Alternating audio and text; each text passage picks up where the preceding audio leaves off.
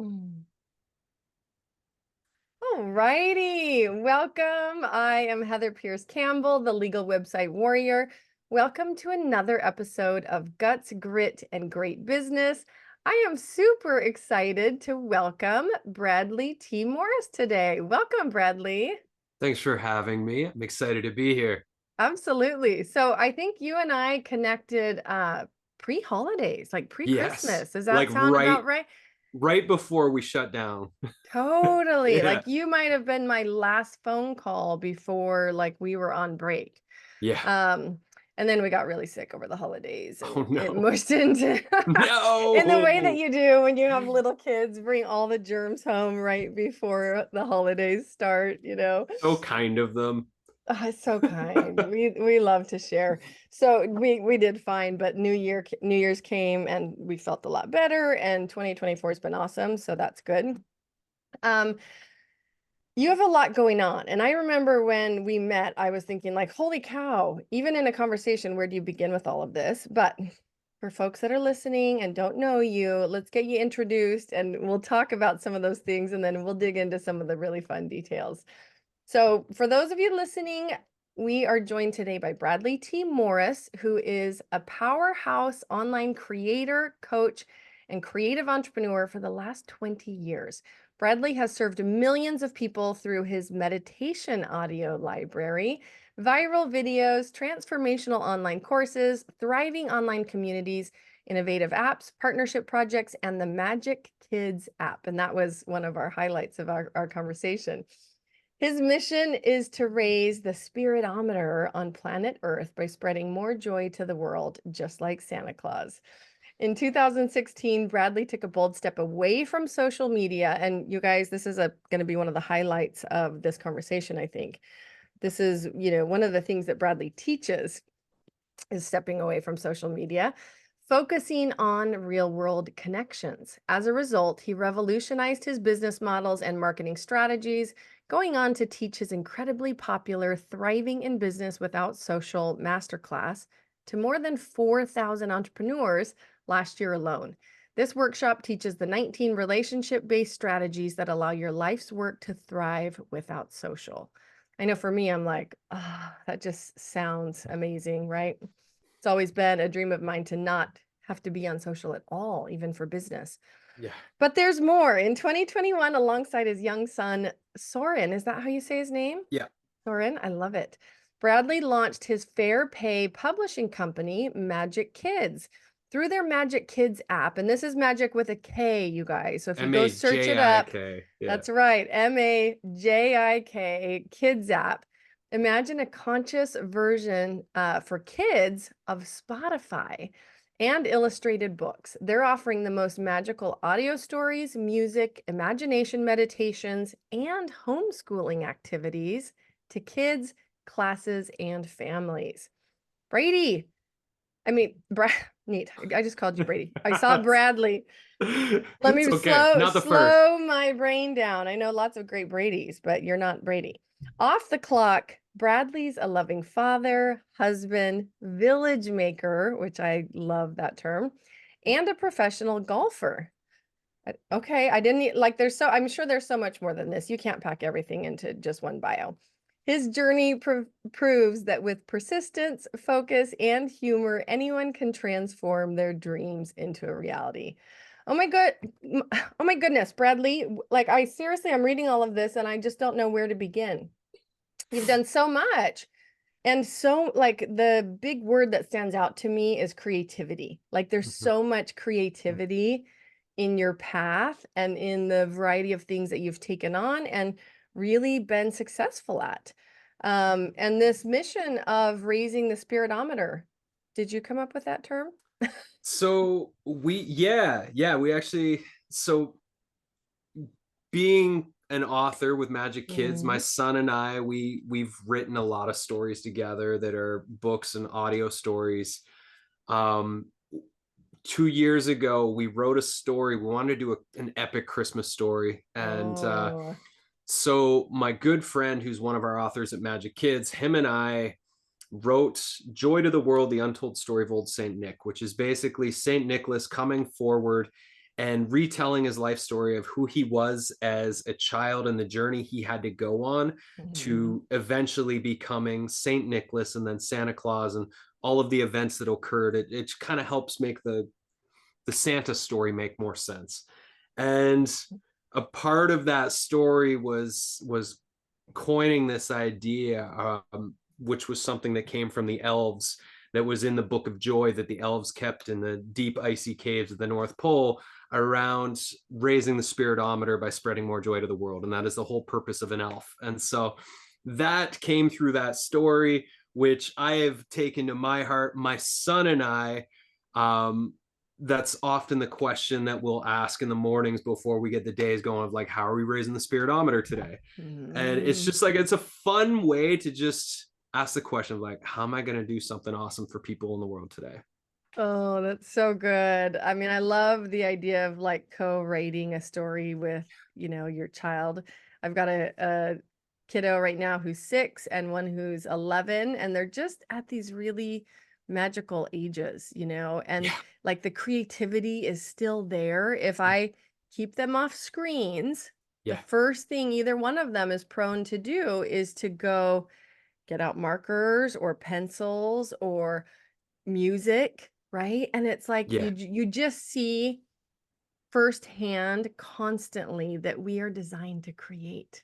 Absolutely. I have a very strong philosophy that we're either creators or consumers, and screens are meant to keep Mhm. people consumers. And when we take away the screens, we help our kids to stay as the creators that they were born to be. And that's why Magic Kids focuses on audio. So we're telling the Mhm. best audio stories. We've worked with over 100 voice actors. We have a team of producers that score the music and sound effects to make them like movies for the ears, basically, which was a Wow. term that a 5-year-old coined, movies for the ears. We did like in the beginning, we did a bunch of test stories, and one of my son's friends, Rumi, he listened to one of our stories, and I was like, what do you think? What was it like? And he's like, it was like a movie for my ears. And we're like, okay, thank you for being on our branding team. Oh my gosh, But right? Well, yeah, the lawyer in me is like ding ding ding. Have you trademarked that? It's so good. Movies for the ears. so yeah, Soren's grown up with Mm. very minimal screen time. He gets one show a Mm. week. He doesn't complain about it at all, but he gets an audio story in the afternoons. And when we started to go down the audio story rabbit hole when he was about 3, um, we just there's so much garbage on the Yep. internet. There's so much Yep. junk food entertainment that does nothing for helping to instill values, philosophy, life lessons, critical thinking, etc. So that was one of the reasons why we started to make our stories come to life and turn them into audio stories and books, and why we built the app. Mm. Oh, it's so true. Like it pains me as a mom to hear that because I know the truth of like even on I think about COVID and it's no excuse. I'm sitting here listening to you telling me that your kid has never been on screens. And I think some people have utilized screens literally as a survival mechanism at times. Yeah. So I'm not judging anybody as I talk No. because I judge myself harshly enough. And the number of times I've had to be like, Henley, what are you listening to? What what is this? Can you tell mommy what this is? Like if she has just gotten into something on her own. Junk food, entertainment, like junk, Yeah. like the garbage that you're talking about it. And it wasn't like there was anything really bad about it. Like my kids are pretty good at filtering through stuff, but they're kids. And I was just like, this is like an audio of nothingness. Like there is Yeah. nothing valuable about, what we're listening to.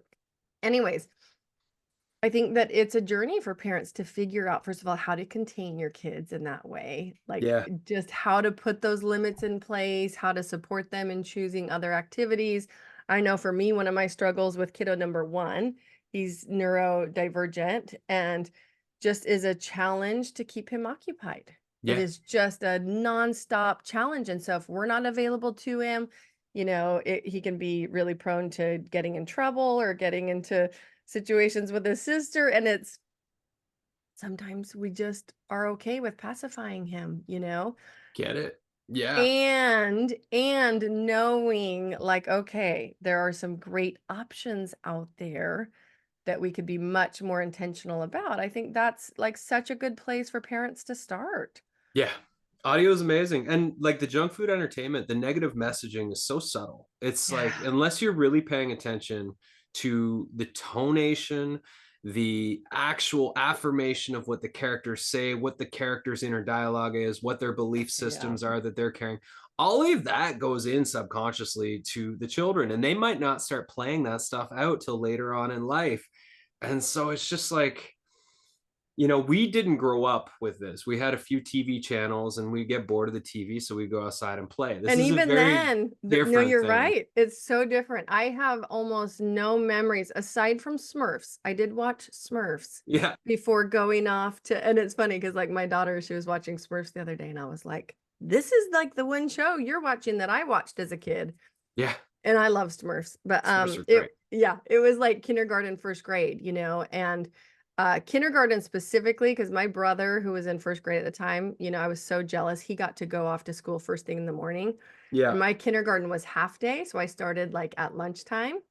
So I had to wait all morning. Anyways, that's somewhere in that period I would watch Smurfs. But like you say, I literally have no recollection of just going and turning on the TV. Yeah. Like that is not how I spent my childhood.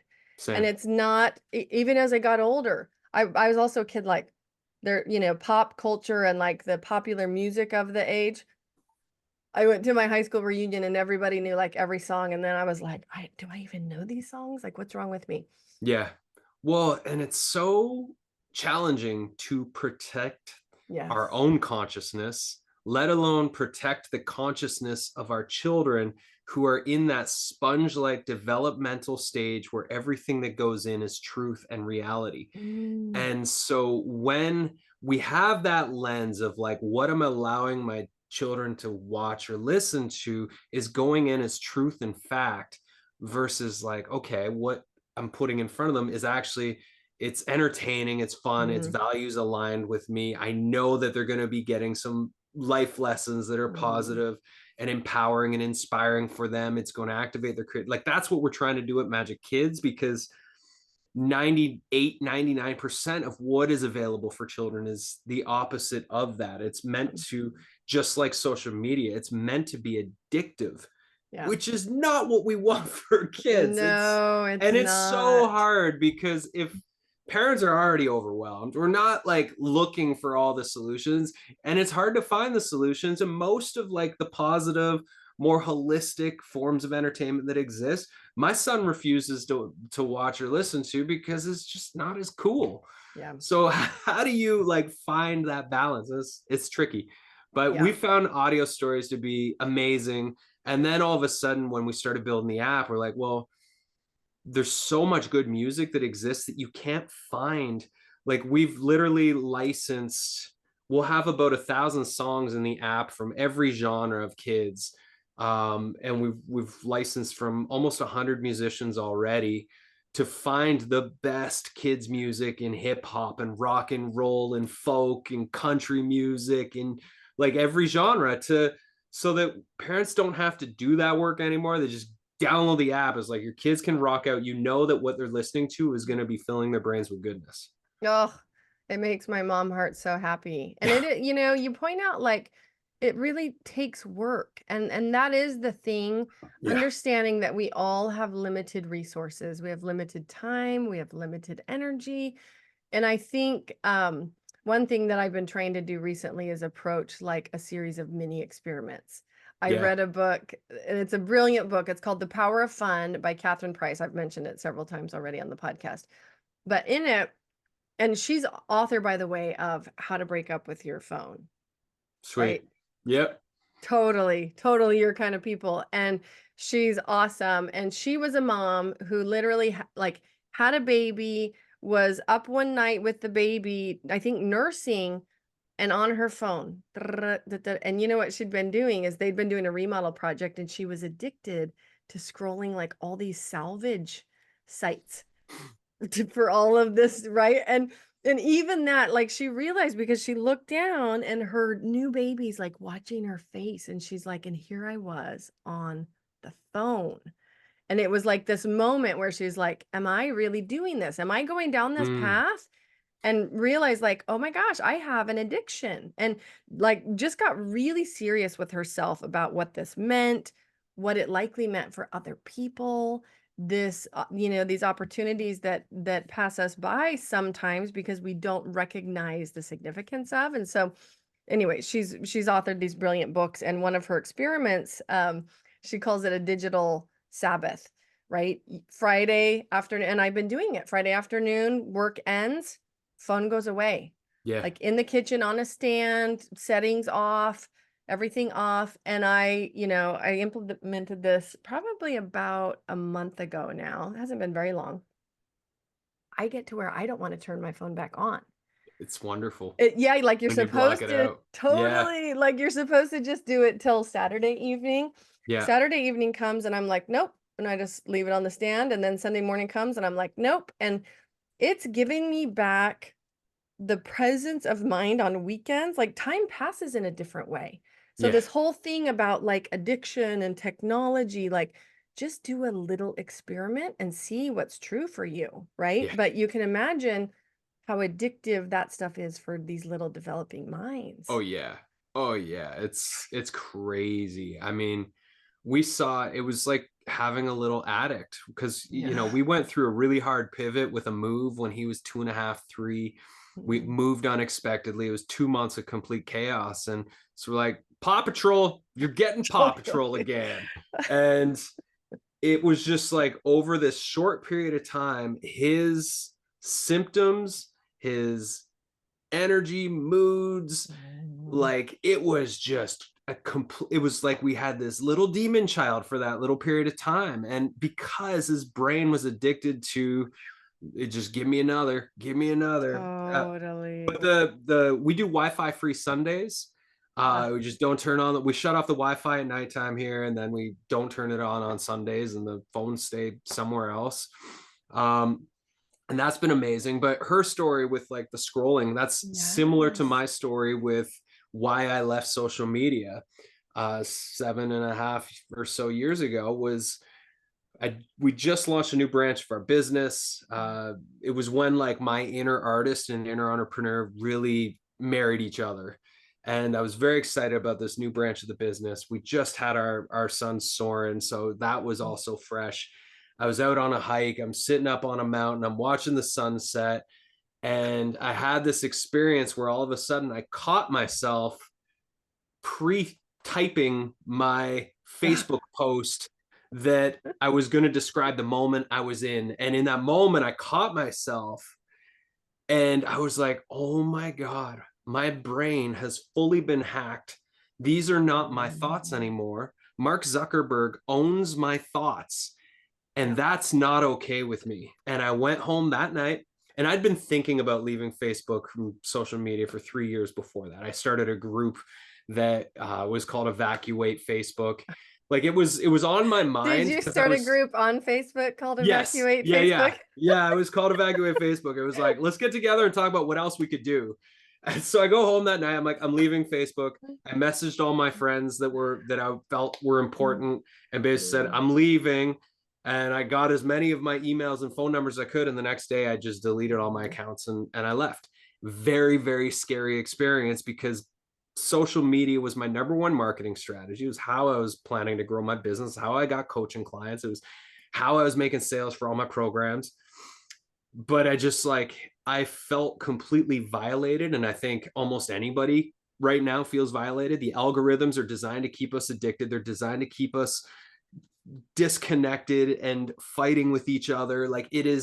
It's terrible what they're doing for society, for humanity. And so I went on this 7 year journey. I'm still on this journey of like what it means to come back to relationships, what it means to live like we're in a village together. How do we raise each other up? What are the other models for collaboration, for marketing, for building businesses that can blossom that have nothing to do with social media? And so I have personally implemented 19 different relationships based strategies that I teach in my masterclass that you mentioned at the beginning here. And it has changed my entire world. I mean, we live on a small island where I am. There's 10,000 people, but I went on this quest of like, I want to engage in the real world again. And so we were new to the island at the time. We were maybe living here 3 years at the time of leaving social. And so we still Mhm. hadn't formed like a community. I accidentally started a men's group. We're celebrating our 6th year of meeting every Tuesday. Even during the times when it might have been illegal in the past, we were meeting outdoors and going Mhm. for hikes and keeping each other sane through that chapter. Mhm. And it's been amazing. When a man's having a baby, we show up and we chop their winter supply of wood. When somebody dies in the community, we bring food and do meal trains for them. Like, it's been amazing. My wife formed a mother community for a bunch of moms that had babies the same age as our son when they were all 3 months old. That community has grown into over 800 local moms on an island of 10,000. And so we've been like, how do we get on the ground, building real community, real relationships, and then apply that to how do we do business in the real world, and take those philosophies of village building and apply that to how do we do business on the internet? How do Mm. we rethink it? Because the way the online marketers are telling us to do it is not human. It's No. very disconnected from a village mindset. Well, right. And you just pay attention to like where the strategies are going. And each time I see a new one, I'm like, oh, like Yeah, LinkedIn used to be a place that I actually quite loved, and I spend less and less time anywhere online these days, but yeah, good for you. even LinkedIn. Yeah, And so much now, the connection requests or even the first messages from somebody on LinkedIn just trying to sell me something, and some wacko that I don't even know, or I'm not even interested in what they're doing. And I'm like, who's teaching this stuff? Who is saying this is the way to go connect with another human and generate? Like, it just is so backwards. And I can't yeah, believe that anybody is teaching that as a strategy, but clearly they are, because you can see the messaging patterns and you're like, oh, yeah, this is a templated message that somebody's saying, do this, right? So a whole yeah. bunch of people jump on it. Anyways, It's crazy. I mean, it it's is, it's treating humans like they're transactional commodities, which is like very totally. disconnected from connection and spirit. Yeah.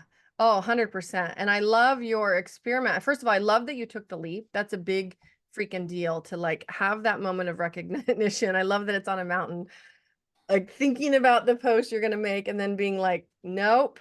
Out of my head, Zuckerberg! You've had enough of me. It's well, and how many of us have had even a lesser moment where like you have a break, you pause to go check notifications of what? Email, like whatever it is, and then pretty soon you're checking all the things for all the notifications, and then you're like, what am I doing? I just wasted minutes of my life I'll never get back that was pointless. And that is that dopamine trigger Yeah, in action, right? So I first of all really commend you for being able to take that leap, turn it into a big experiment, and then be teaching others about it and be building like your 19, relationships based strategies, which let's be clear, like this mix of like strategies in business and life. I mean, that is why I love this podcast, is because there's no separating it, and yeah, especially not for entrepreneurs. And we are humans that live life that show up to our businesses, and they're yeah. customers who are living life that show up to our businesses. And it's not like I just don't think a human related business strategy is any different than doing life well. That's right. Right? Yeah, That's the point.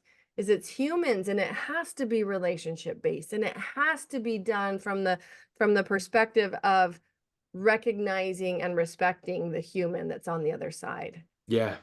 We were having a conversation yesterday in my community about this, and we're so entrained, speaking to entrepreneurs, to like go get more clients, grow our audience, generate more revenue, more. Oh yeah. And the question that I brought it back to, based on the question that was asked, was just like, what would happen if everybody was already in your network, and instead of trying to get more, you asked to go deeper with the people that are right in front of you?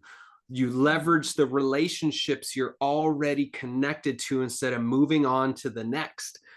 because chances are, if you've been living and on your path for a while, doing your thing, you've already met enough people to have a thriving business for a very long time. If you just learn the art of like cultivating deep and meaningful relationships that have reciprocity built into them, where you're curious enough to ask them about how things are going, how you could support them, etc. And all of a sudden you create these ecosystems in this culture that wants to support each other, instead of everybody like, okay, it was good to talk to you, let's move on to the next thing. All right, yep, have a good one. Then you like, hey, what are you doing? Do you want to help me? Maybe I could help you, but could you help me? It's like, it's so backwards. Oh, and that churn is so It's exhausting. exhausting to have to go find more and more people to pitch. It's like, Mm-mm. but there's people already in your field. Like, what would happen if instead of having like a, you know, a 3 month retention rate with the people that are in your space, of like, what would it be like to have 5 years? Like, I have people in my community that have been there for like 7 years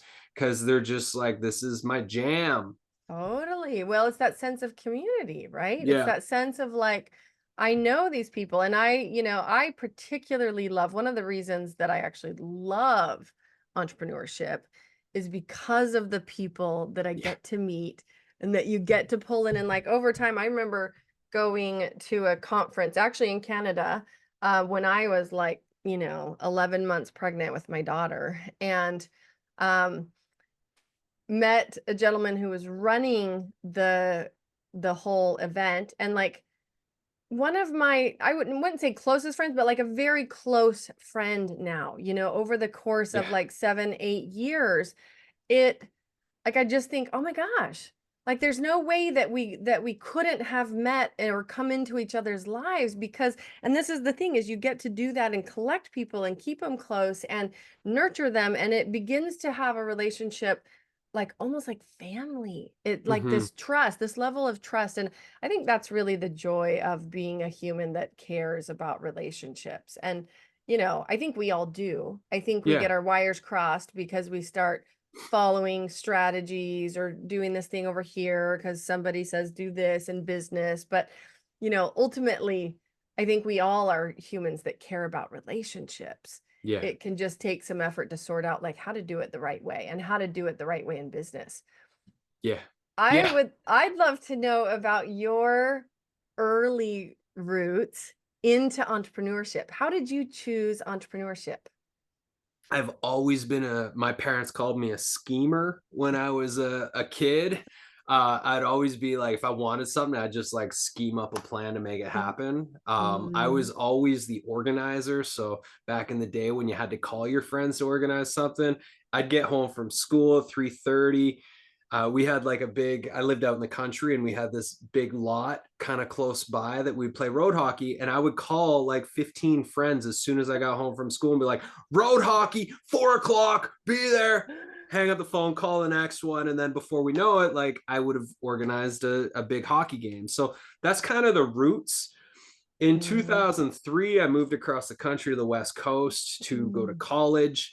Um, I was training to be a golfer. Back Mhm. then, I was obsessed with golf, and I moved to the coast. I did 2 years of college, and I was like, I've always been rebellious. I basically cheated to get straight C's and all the way through every grade of school. I just didn't really care about school. I like the social aspect. I like some of the classes. The classes I did like, I'd pay attention to. Um, Parents who are listening to this and are like, oh, I have a kid who's just not, like, they're so relieved, like, what? He can still turn out to do something, right? remember getting a D in English class. Like, this is just not your subject. Like, and now I've like 15 books or something like that.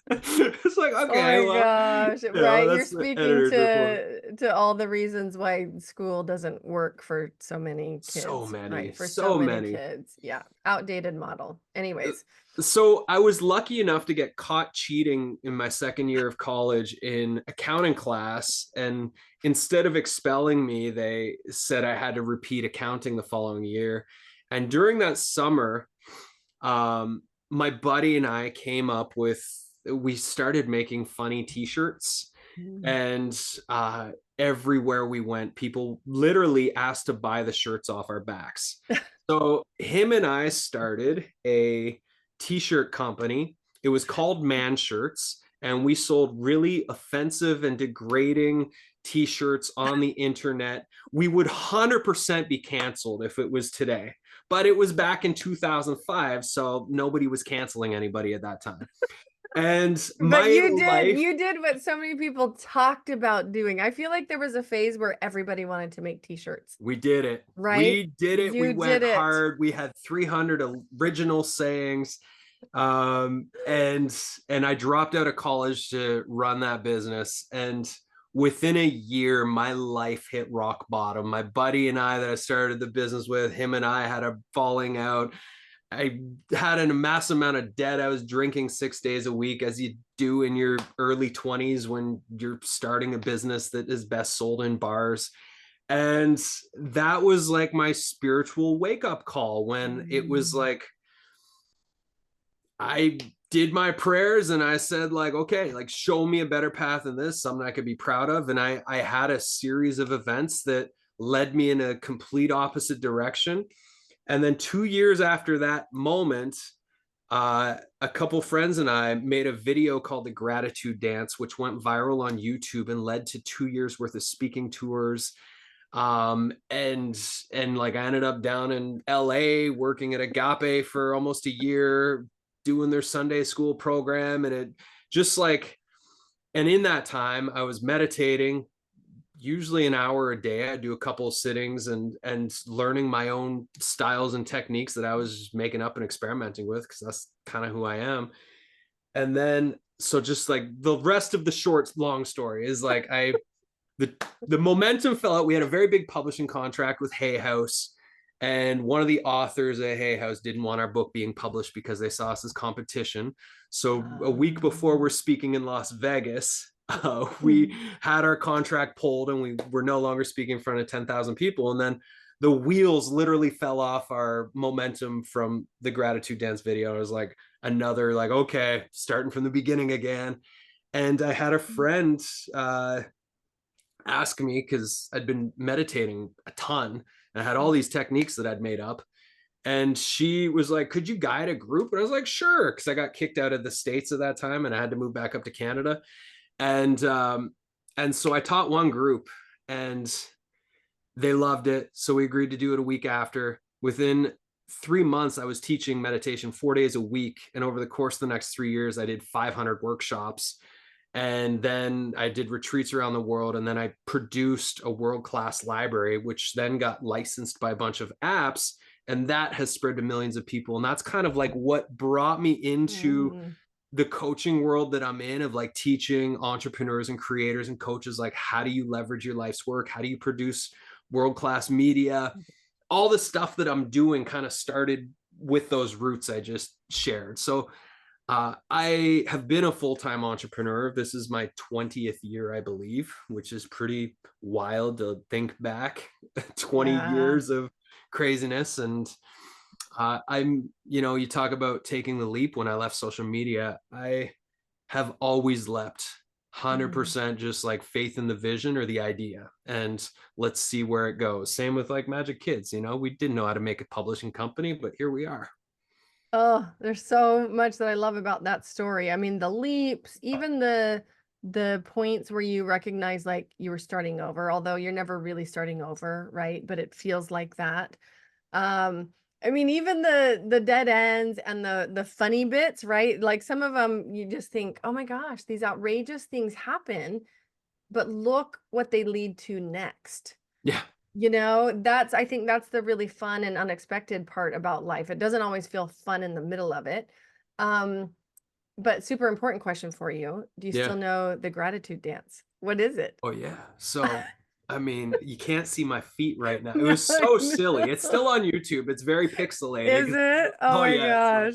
It's very pixelated, but the idea was very silly. We basically went around our city in Victoria, BC, and we told everybody that we came up to, we're like, it's International Gratitude Dance Day. Will you do the dance? And then they'd be like, what's the dance? And we're like, well, you pull your arms in like this, and then you stomp your feet down, and then you speed it up. And so we filmed a whole bunch of people. So it's one of those like montage kind of videos with some really fun marimba Totally. music. Oh my And it was gosh. just like, it was in the early days when things didn't, when a viral video was like a new thing. Right. Yeah. And You were early viral. we were early viral, and early, like our viral back then was viral, but it was like Right. 500,000 people in a few month period of time or whatever. Oh my And so gosh. it wasn't viral now where you get like 100 million views or whatever on a video. Yeah. Viral then was very different than viral now. All right. I know the internet was a baby, Yeah. right? I mean, Yeah. some And people YouTube were was brand new. totally, some people were probably still learning how to email, that's the Yeah. reality.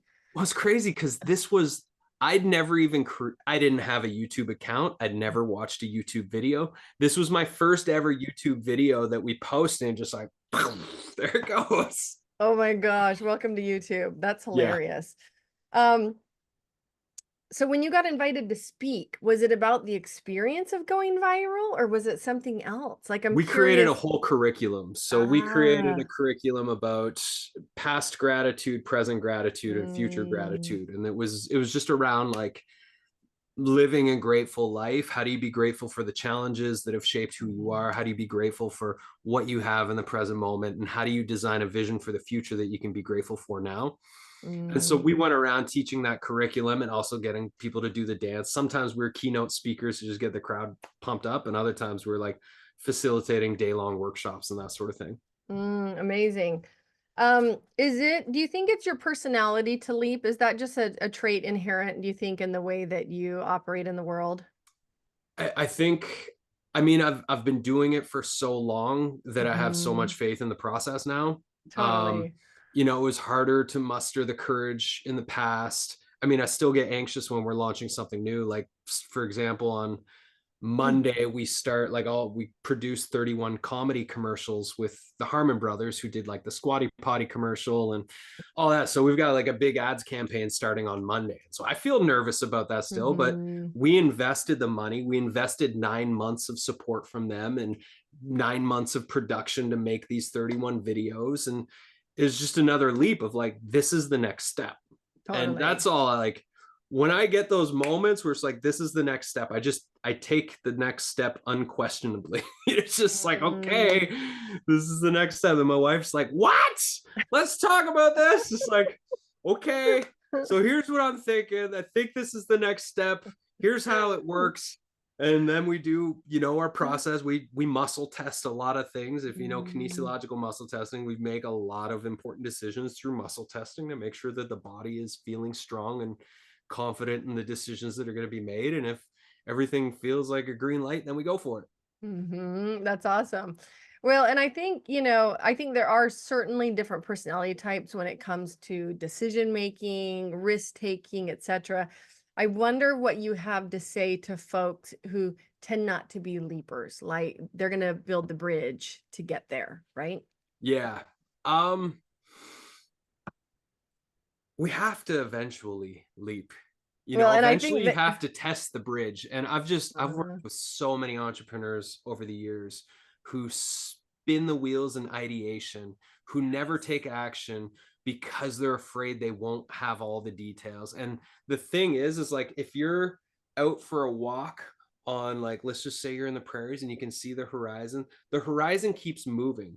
So if you have a big enough list that you can come up with at least 3 or 4 or 5 to-do lists on the grand scheme of the thing you're trying to do, then once you start taking action on those 2 or 3 or 5 things that you have to do, the horizon shifts and all of a sudden you get 5 more. And then you get 5 more. Before you know it, you've taken 1,000 steps on the journey to getting to where you're trying to go. And it's always at least 1,000 steps that you have to take to build something awesome. So I would just say, like, you don't have to have the whole plan. Having a one pager of like, this is what I'm doing, where I'm going. Obviously, you need more of a plan if you're trying to raise funds, which we've done for Magic Kids. But if you want to get somewhere, like, go today, prioritize it, schedule your success, take consistent daily action, even if it's one step, Mhm. and before you know it, you get there. Oh my gosh, I love it.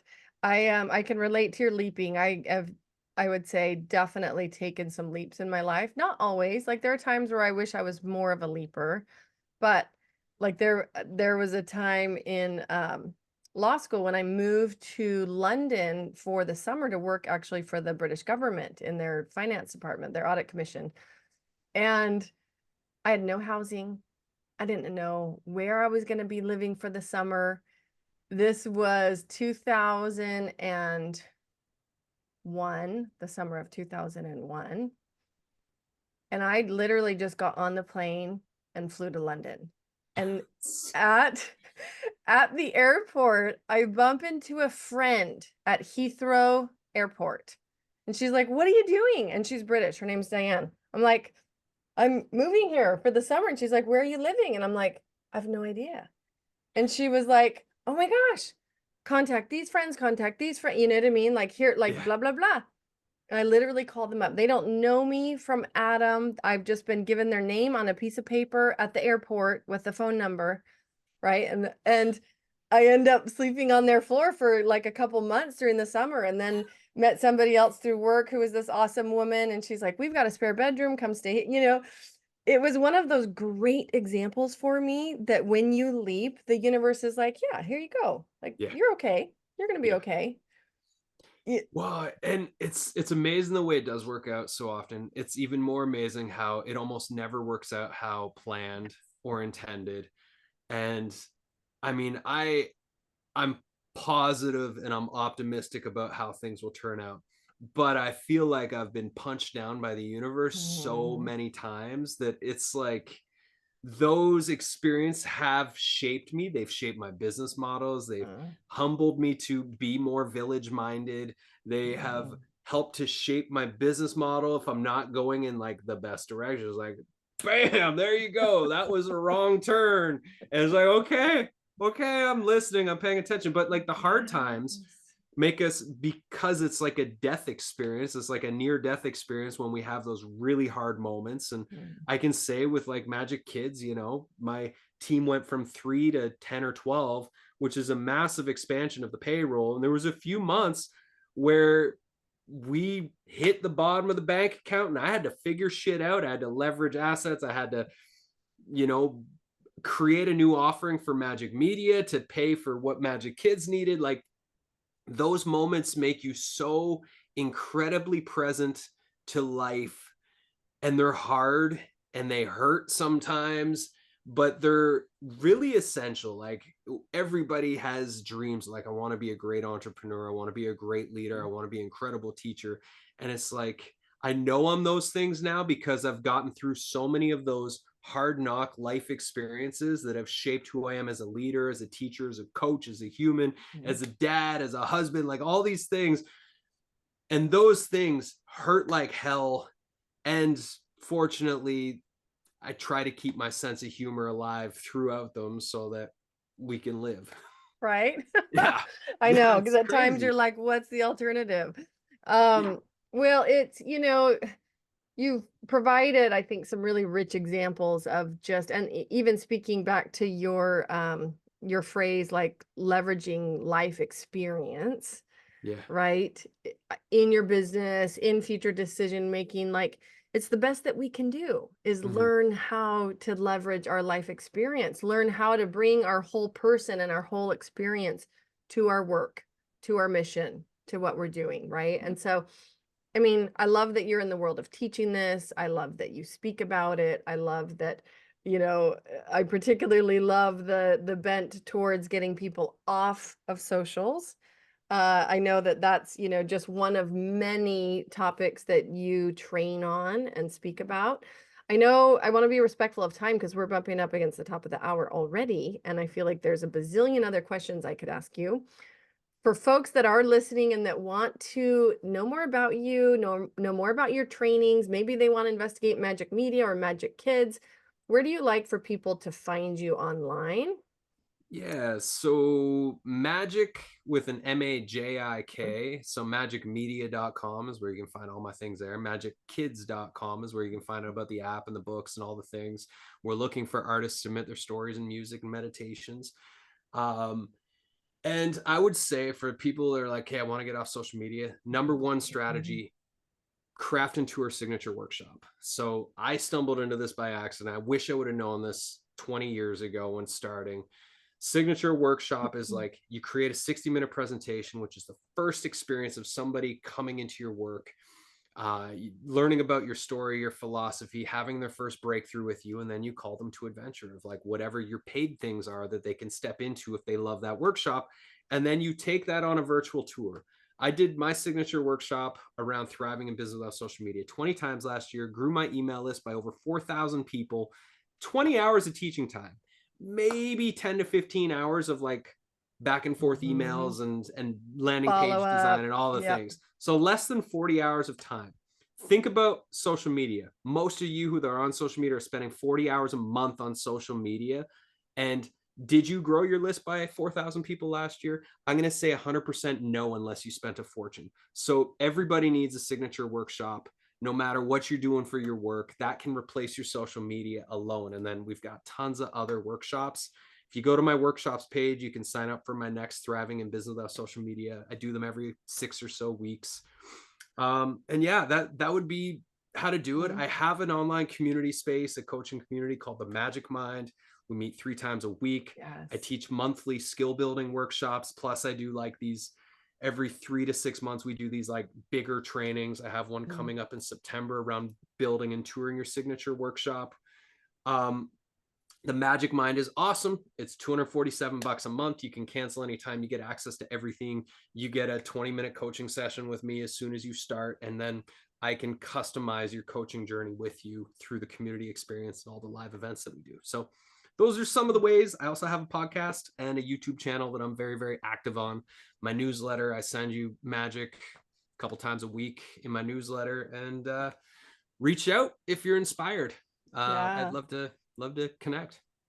Well, I love it. And I love, actually some of my favorite guests are folks when I'm like, do you like for people to connect on social media? And they're like, no, I don't. Don't try to find me there. Don't, right?